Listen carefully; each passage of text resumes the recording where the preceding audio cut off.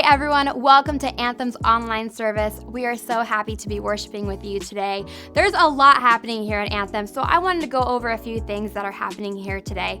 First off, we have our very own youth pastor, Pastor Chris, who will be leading us in our sermon series that we actually started last week entitled God Makes Us Whole. So we're excited that he's bringing the word for us today. For those of you who listened last week, Pastor Joey started us off, and it has just been an amazing journey and amazing time to hear how God heals us holistically and sees us as a whole person, body, mind, and soul. So stay tuned for that. You don't want to miss it. Also, we have big news. Our grand opening is going to be June 19. I cannot believe it. We have come so far in our journey, but for those of you who have been with us since the beginning, we started online strictly, of course, and then we were outside, and now we're inside in a soft launch, but it's finally here. June 19, we're having our grand opening. Please come for that. Come support, come hang out. There's a ton of things I want to talk about, but I'm going to save it for June 19, so you don't want to miss that. So as we go into the worship experience today, I want to encourage you guys to set an intention for this service, because it's when we set an intention that we're actually able to get more out of something, whether that's a service or something else. So ask yourself this: what am I hoping to get out of this service?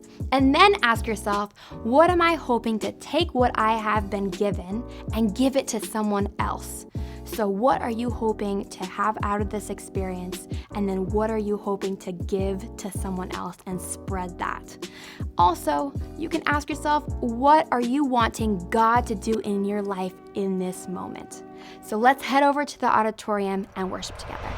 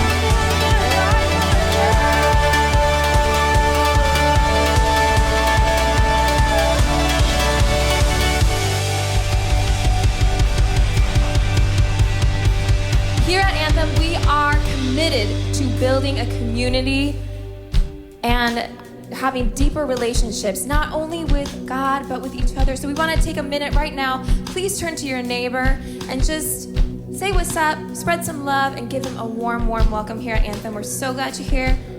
Thank you.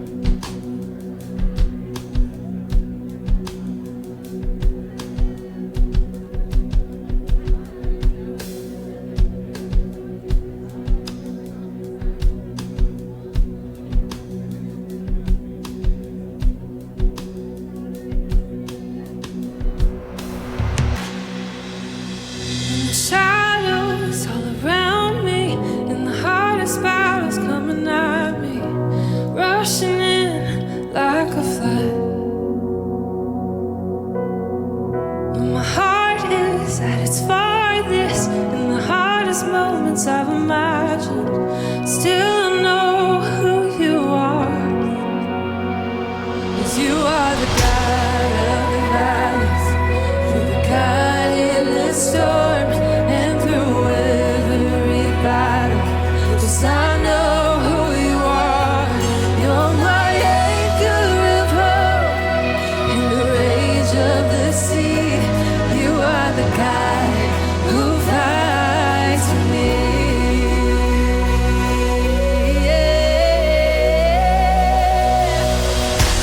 Shadow of your presence, I can feel your power working in this.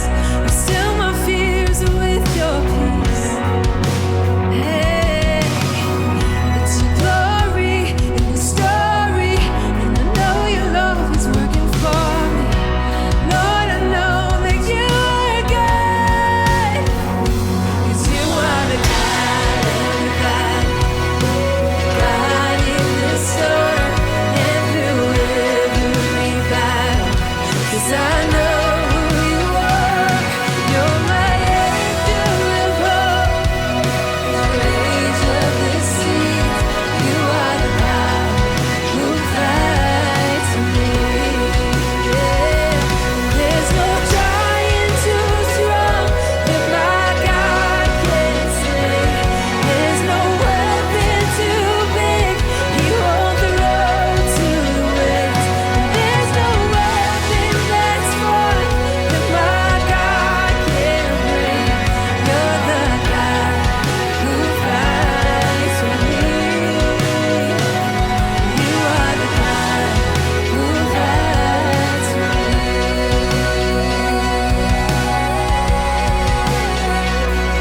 You are the God of the valleys. You're the God in the storm and through every battle. Yes, I know who you are. You're my anchor of hope in the rage of the seas. You are the God who fights for me. Oh, you are the God of the valleys, God in the storm and through every battle. I know who you are. You're my anchor of hope in the rage of the seas. You are the God of victory. You are the God who fights for me.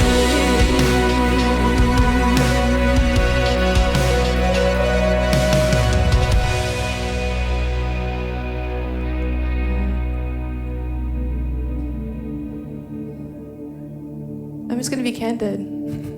I've had a really hard week. And, life, you go through the motions and life just kind of gets ahead of you.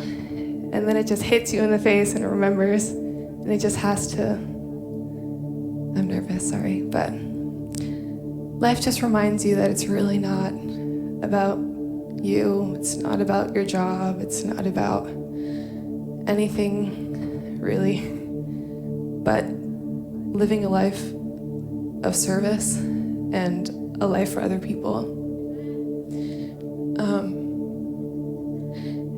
And I don't have words to say. I've never been someone who's good with words, but I invite you to just ruminate on this song and to just pray with me, because right now I want nothing else to be caught up in His presence.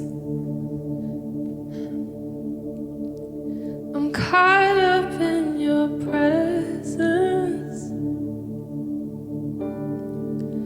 I just wanna sit here at your feet.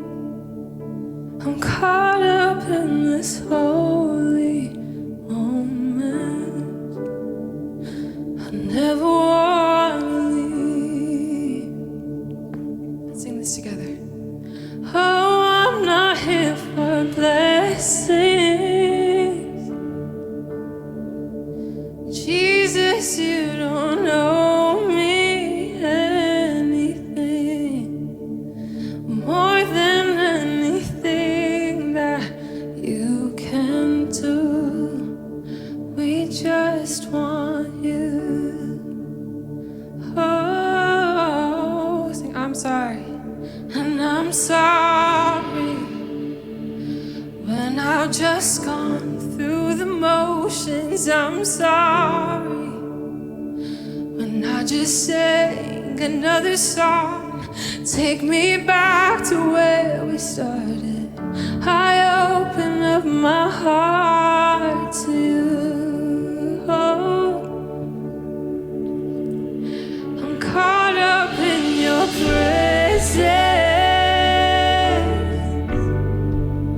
I just wanna sit here at your feet.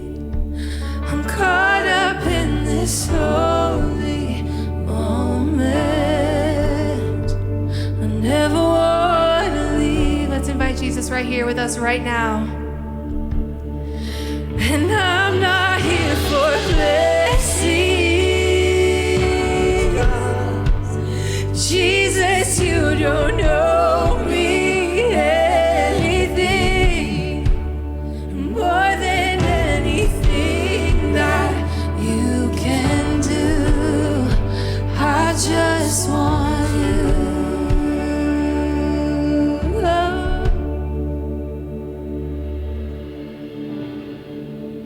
Nothing else, nothing else, nothing else will do. I just want you. I want to hear you, church. Nothing else. Nothing else, Jesus. Nothing else will do. Sing it out. I just want you and nothing else. Nothing else, Jesus, nothing else will do. I just want you and nothing else, nothing else, Jesus, nothing else will do. Your presence, I just want to sit here at your feet. I'm caught up in this holy moment. I never wanna leave.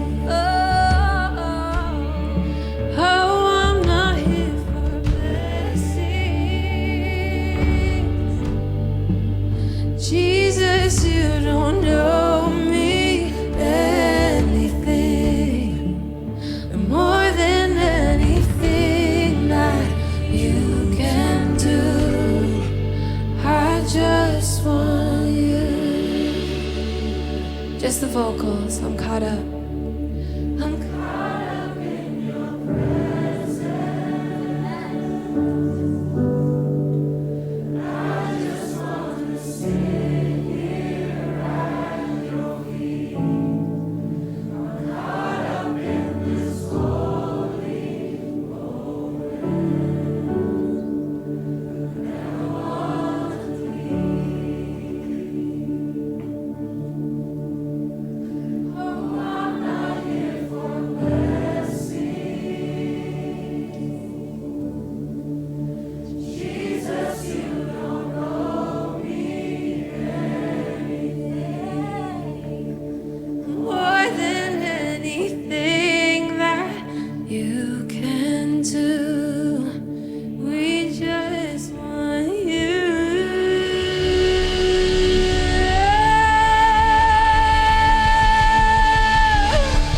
Amen.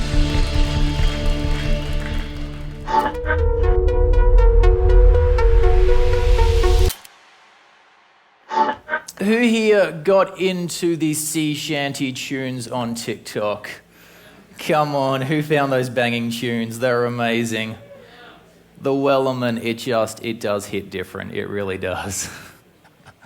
Today we are continuing our series which Joey O began last week. And today we're talking about isolation. And today's sermon is about the ways in which God heals us from isolation, but also in isolation. But the reason why I'm talking about sea shanties first is because I found like a sea shanty story, and I thought it was hilarious. In the 1700s, there was a bunch of British privateers sailing up and down the Colombian coast, essentially. But on that boat, there was one person, and he was a Scotsman. And as Scotsmen are sometimes prone to be, he was not too interested in authority. He did not want to cooperate with the activities of the British Empire. He was rather independently minded. And so they came to a spot there, the Juan Fernandez Archipelago. It's this island. They'd been interrupting Spanish trading ships, and Alexander Selkirk, the Scotsman, said, "You know what?" He said to his captain, he said, "I'm actually not going any further on this boat because I don't think this boat is going to make the next leg of the journey." He said, "Listen, it's a worm-eaten, rotten, infested boat. I'm off." He got into this great argument with his captain, and the argument got so heated that eventually said the captain, "Well, like, what do you want to do?" And he said, "I'm staying on the island before I'm going any further with you." And so the captain, he got him a Bible, a pot, a musket, a bed, and some clothing, and put him on the island. And at that point, the Scotsman said, listen, I think I've been a little brash. There's no one else on this island. I'm a little isolated. I'm going to come with you if that's okay." But the captain, he said no. He said, "I've had enough of this argument. I'm done." And left him on the island and just sailed off into the distance. And there is Alexander Selkirk just sitting on this island by himself, not knowing whether or not he had made the right decision, not knowing whether or not anyone would ever come back for him. Alone, a Scotsman dropped in a forgotten spot in the middle of the ocean. Thank you, Hamilton. Like there he is, just by himself. So we're going to leave our Scotsman there for a little while. We'll come back. I'll let you know before we finish the sermon, though, that the captain sailed off and the boat did in fact sink, which is hilarious. They on the next leg of the journey, they actually went under, and the captain and a few of the men survived, but they were promptly captured by the Spanish and tortured. It's funny. It is funny. Our text this morning comes from Luke chapter 5, verse 12. "While he was in one of the cities, behold, there was a man covered with leprosy." A man covered in leprosy. The Levitical standards were absolutely clear. Leviticus 13:45 says, listen, if you have leprosy, first of all, you must call out, "Unclean, unclean," everywhere you go. It also has some very specific dress requirements, which I think are hilarious. It says you must not cut your hair. It says you must wear clothing that has holes in it, and you must cover the lower portion of your face, which, just since we've been through a pandemic, I've found out that I'm keeping Levitical laws pretty well with this haircut and my fashionable ripped jeans I've been rocking here at church. And as you go about, you must call out, "Unclean, unclean," and as long as you have this disease, you must live alone outside of the town. It's the Talmud that takes it even further, the oral traditions, the extension of the law. And it says this, listen, depending on the direction of the wind, you must stay 100 cubits away from the nearest person who is clean. It's about 50 meters. If you want it in yards, you can do the conversion yourselves, Americans with your imperial measurements, oh my. So there this man is living, and the Talmud further says that, listen, if he comes into the presence of somebody who is clean, this unclean individual, if he starts walking towards the clean person, that clean person has the right to pick up stones and use deadly force against them. Hey, nice to see you. Here come the stones. It's mean. Yeah. And so this man lives in isolation with a terminal disease outside the camp and no way to know if it's going to be his state forever. Isolation. We fear isolation. Dr. Kurt Thompson, a psychiatrist, recently presenting in the Veritas Forum. If you haven't checked out the Veritas Forum, brilliant stuff. It is an institution dedicated to bringing faith to universities. They deal with the highest level of questions with brilliant accuracy. He is a man of deep faith. He's written many books. But he was in this presentation and he was talking about inner wholeness beyond isolation. And he said, listen, at the heart of all fears that the humans possess is this. It is the fear of isolation. He said, what we all fear is that somebody is going to say, listen, we don't want you. We don't like you. We don't want you around here. Go away. Nobody's going to come to find you. You are by yourself. I think he's right. Like, I fear isolation. I fear isolation every time I preach because this is my fear, that my sermon is going to be so bad that I'm going to be so embarrassed that people were close to Jesus before I started preaching than when I finished. That at the end of it, the best thing to do is simply go home and hide and never see anyone ever again. But we all face isolation. We all encounter it in our lives. Perhaps you remember as a kid, cruelest thing that primary and high school kids do to anyone is when they pick teams. And people go and there's eventually just you standing there. And then he's like, no, you take him. No, you take him. We don't want him. Oh, that stings. Yes, it happened to me. All the insecurities now coming out. That's why I work out constantly these days. Oh my goodness. We all face isolation, but maybe it's in your work. Listen, you feel that there are new skills, there are new technologies, you're not across them yet, you're worried that you might become obsolete. Or maybe it's just simply you're coming to a new church and a new school, you don't know people yet. And it's awkward walking into those spaces. Or here's one, mothers. Mothers with young babies. Never throughout all of history have we left mothers so alone as we do currently in today's society. Honestly, ubiquitous throughout all of history, mothers, when they had children, they were surrounded by a tribe. They had aunts, they had sisters, they had their grandmother, they had their mother. They had hands-on care around them continually. Now we leave mothers alone in rooms, 4 walls by themselves with blogs to read. And so many mothers face crushing isolation. It's not right. We find isolation everywhere we turn to. And so let's see what Jesus does with this man's isolation. While he was in the cities, there came a man covered with leprosy. It's just a preaching point, but it's fun. First of all, this man, we're not given his name. Even worse, as he walks around, his issue is his identity. He has to go around calling out unclean, unclean. Everywhere he goes, his issue enters the room before he does. His identity has been subsumed by his issues. Has anyone ever felt that way? Has anyone ever felt that your issues enter the room before you? They only know me as, they only see me as, this is all I ever am. This man, he goes around and he calls out unclean, unclean. We do not know his name, but this is the fun part. He's about to come into the contact of the one whose name is above all names. Yes, Jesus, yes. And you know what that tells us? That tells us that Jesus' name is above your isolation. Jesus' name is above your loneliness. Jesus' name is more powerful than the issues that you live under. Jesus.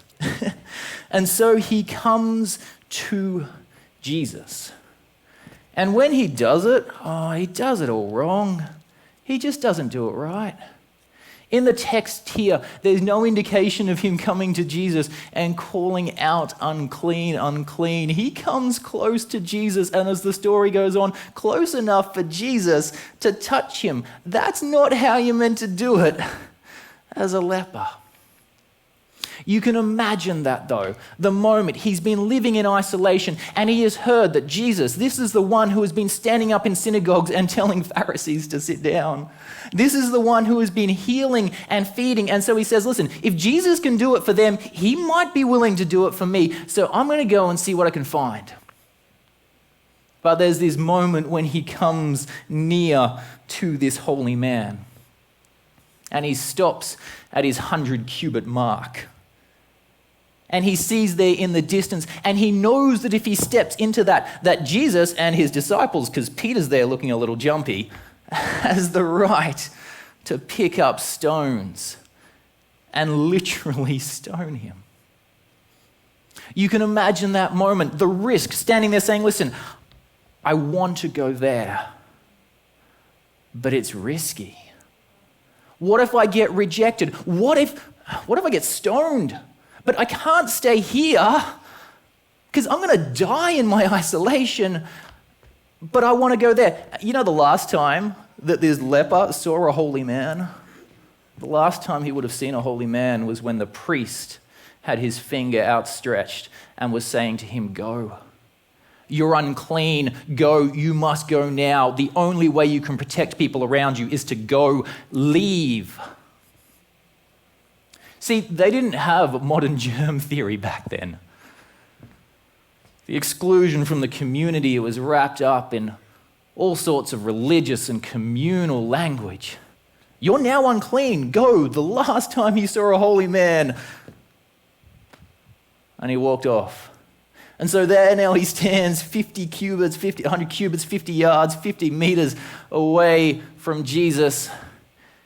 And this is what he says, and I think it's brilliant. He says, listen, the risk of entering into community is worth it because I don't want to stay in isolation any longer. Now, I want to give you that because it's worth living by. Here's the thing, when you're on the outside, moving into community, it's dangerous. It's risky. It's scary. Because if you step in, you might get rejected. You all know the experience. This is a college campus. Like you go to cafeteria, you get your little tray, you get your food, and then you walk in and there's all those long tables, and you got to find a place to sit, and you got to do it quick, because if you spend too long looking, people will know that you're nervous, and then you go and sit down, and it's not like they're going to say you can't sit here, but they might simply say, hey, and that's the end of it. They might just ignore you throughout the entire time, and you'll just have to eat pretending you're alone. It feels risky to enter into community, but here's the thing, it is worth it. It's worth trying again and again, and if you've been rejected, that's not how you should be treated, but it is worth trying. Because here's the other thing that happened. You could sit down beside some amazing people and you could make some great friends. I know it takes energy, and I know you might have been rejected before, but the risk of entering into community, it's worth it. It is. A good friend of mine, she works within the social services of the Australian government, Centrelink, there in Melbourne. And they run a very careful, very thoughtful program. And she received a call from an individual, and he explained his situation as living down in Tasmania, a little island off the bottom of Australia. Beautiful place. But he was living in isolation. His kids had moved away, his wife had passed away, and he was feeling suicidal. And so he's talking to my good friend Sam there, and she has his moment of inspiration. She says, hey, listen, just give me a second. And she Googles the area, and she finds a model railway club, which is just the cutest thing ever. And she calls them up and she says, listen, when's your next meeting? And they say, I'm meeting in a couple of nights. She calls this guy back and she says, listen, please just do one thing for me. Just go to the model railway club, okay? And he does. And it becomes this community for him, and he falls in love with it, and now she gets calls from him every birthday she has, and she gets this endless supply of little model trains. Here's the thing, entering into community is risky, but listen, try. Just try. Join a club. Honestly, volunteer at church. It's risky, but it is always Always worth it. So, the story goes on. He comes to Jesus and he falls on his face before him and he says, Lord, if you are willing, you can make me clean. And Jesus stretched out his hand and touched him, saying, I am willing, be cleansed. And immediately the leprosy left him. It's a nice moment, isn't it? I mean, Jesus could have used his words, but Jesus chooses touch for this miracle, because no one has touched this man in years. You can imagine that moment where he feels the hand upon his shoulder and his body comes to strength and he hears those words of Jesus, yeah, I am willing. I am willing. Now, just a quick gospel point here. That man is unclean and he comes into the presence of Jesus who is clean. And usually, when somebody who is unclean is touched by somebody who is clean, they both become unclean, but this is Jesus, okay? If you are unclean and you come into the presence of Jesus and he is clean, when he touches you, you both become clean, okay? You are permanently clean. That is who you are. This man is restored again and he feels the hope and the joy of just going back to community. Because that is what we were made for. We were built for community. We were built to hug our kids. We were built to go to concerts together and enjoy amazing music. We were built to stand before art and have an emotional response to the artwork as we truly imbue what the artist is trying to communicate. We were built to work together on complex programs. We were built to have people bring us soup when we are sick. We were built to be together. And so this man now has the chance and the opportunity to return to community because Jesus is willing. He is not only willing for that, he is longing for that. And here's the second point though, church. If Jesus is longing for people to return to community, we as the hands and feet of Jesus, we must be willing and longing as well. That is our mission and that is our purpose. Far too many people, they come to church and they stand 50 feet from the door and they wonder if they're going to have to call out unclean to come in. Far too many people, they come to church and they wonder if we're going to scan them for a skin disease on the way in, or more particularly a sin disease. What's going to happen when I come to the people of God? Listen, we as the church, we need to be the people who reach out and embrace and create community. We are the body of Jesus, and that is what we should do. We should be willing. One of the best examples I saw of this, again, happened to a friend. She told my wife about this. Her and her husband were looking for a new Adventist church to join. They had options in the area. And as they went and visited them each week, they came across one and they were met at the door by an individual. And he had a gift, but I liked what he did. What he did is he talked to them and he engaged them in conversation. He wasn't rude, but he just asked a few questions and he found some details out about their lives. And eventually, once he found something that he knew he could act on, he said, okay, listen, wait, you're a nurse, okay, you're a teacher, come with me. And he took them from the door down through the pews and sat them down right beside somebody else who was also a nurse. And he began the introduction and he gave them the in. He made the connection for them. The next week they come back, he talks to them some more. You like baking? Wait, we got a guy who loves baking. They chose their church because someone reached out, because someone was willing and brought them into community and gave them those connections. Jesus is willing. We as a community, we should be willing too. Verse 14. And he ordered him to tell no one, but go and show yourself to the priest and make an offering for your cleansing, just as Moses commanded, as a testimony to them. I love verse 15. But the news about him was spreading even further, and the large crowds were gathering to hear him and to be healed of their sicknesses. I find that entertaining. Somebody leaked, okay? Jesus heals one person. Don't tell anyone. He goes, and you've had that moment where you've told like one friend like one thing, and you know you've only told one friend one thing, and then somebody else talks to you about it, and you're like, yeah, I can see where this came from. This man goes, and he can't keep it in. And as a result, the crowds come to him. People are coming and pressing to him. People are looking for him to heal their sickness. But get this, verse 16, the story inverts. But Jesus himself would often slip away to the wilderness and pray. The people were coming, but Jesus himself slips away into the wilderness, to the lonely places, to pray. Jesus knew that healing this man, because you can't surprise Jesus. Jesus knew that this guy was going to leak. But Jesus knew that healing this man, the crowds would come after him. But he chose to do it anyway because Jesus acted out of compassion. But here's the thing. What is popular might not always be your purpose. Jesus' popularity increased. The crowds came to him, but the purpose of the Christ was come to this world to die for our sins.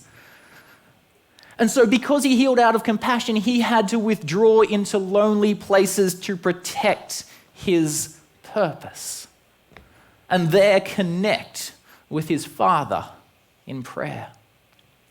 Here's the thing, if you don't ever take time alone in isolation to protect your purpose, you might just end up spending the rest of your life scrolling through things that you think are popular, okay?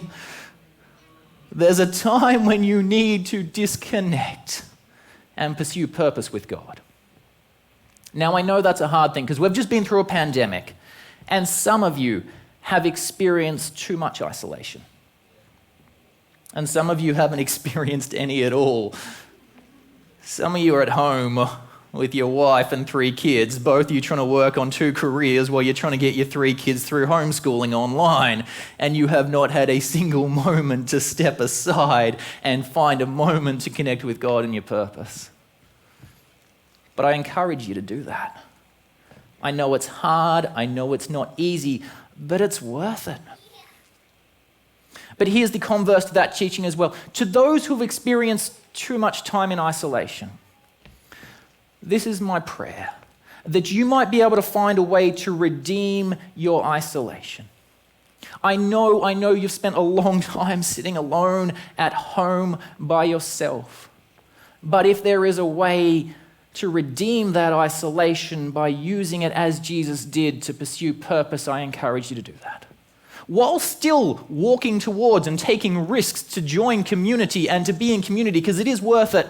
But if there is a way to redeem your isolation, do so with prayer, because in it you will find purpose. We do have a God who is longing to restore us from isolation. We do have a God who is longing to restore us in isolation. Because God knows what we were created for. Let's go back to the Scotsman, Anthemxlluc. There he is, sitting on an island. He waited there for 4 years and 4 months before another British sailing vessel came by. A couple of Spanish sailing vessels came by and he had to hide because he knew what had happened if they caught him. Eventually, sailing vessel by the name of the Duke came by and stopped there at the island. And it's interesting to hear the captain's logs. The captain's last name was Rogers, a good English name. And he recorded amazing logs of his encounters with Selkirk. The first thing he said is that when we encountered him, he was almost incoherent with joy. I love the description. And Alexander himself, he said, listen, I had actually forgotten how to communicate. If only he had Wilson with him, he would have been fine. Sorry. But Captain Rogers, he records this, and he records 2 points. He says, first of all, I was very impressed by his physical vigor. Because Alexander had actually done very well on this island. His father was a tanner. There were wild goats. He'd caught wild goats regularly. He was eating well. They had a rat problem on the island, but he had trained feral cats to protect him as he slept. What a legend.